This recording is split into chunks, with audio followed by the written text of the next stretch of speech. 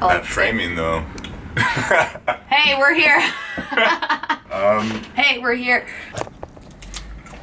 That's way better. It's not even a stand. Start a new recording. It's over. Eating crackers. I got it. I was just about to start. Go for it. Well, are you gonna? Alright, go for it now. We live in a generation where our devices have become our realities. We believe everything that is fed to us, blurring the lines between what is real and what is not. But with instant gratification comes happiness that can be gone in an instant.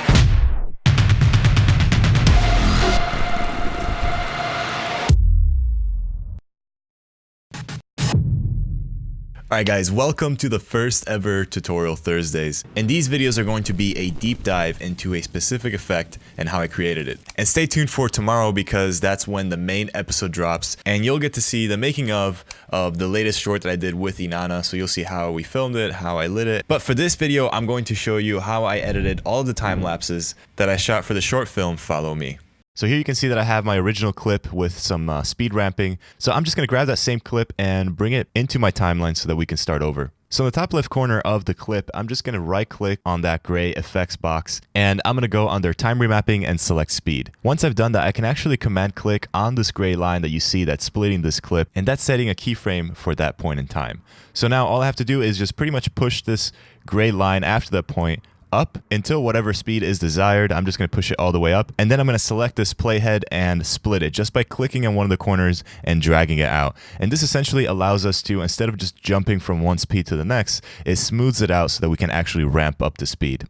But as you notice in the example, there's quite a bit of motion blur into the moving people, and this adds a nice touch to this effect. So to do that, we're going to right click on our clip and go under time interpolation and select frame blending. So this is kind of going to fake some motion blur. It's going to force some motion blur into our scene, which is perfect because then everyone else that is moving in our shot is blurry, while our subject that's standing in the center frame remains perfectly clear and in focus since she's not moving.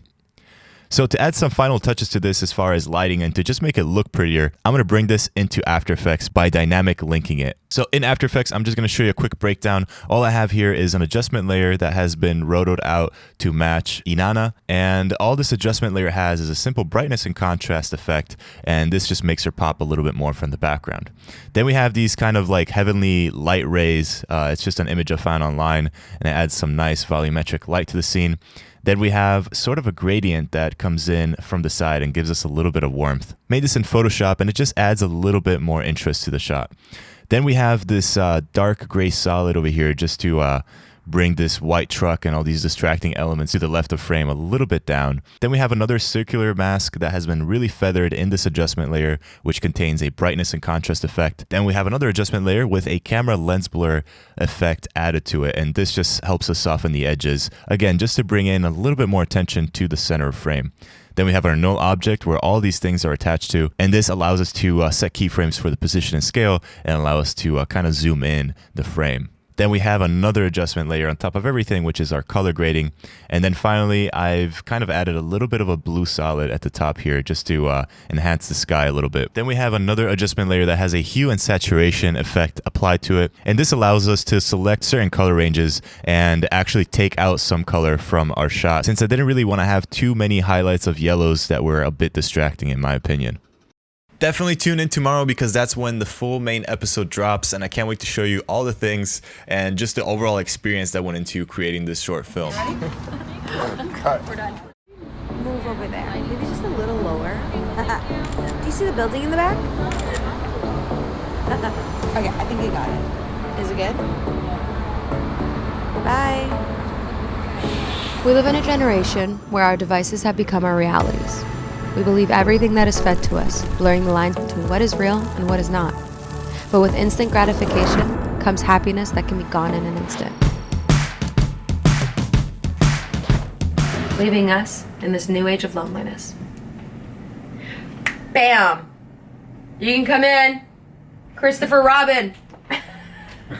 Just bringing in more snacks. I think I got it. Tuna. I mean, it makes sense.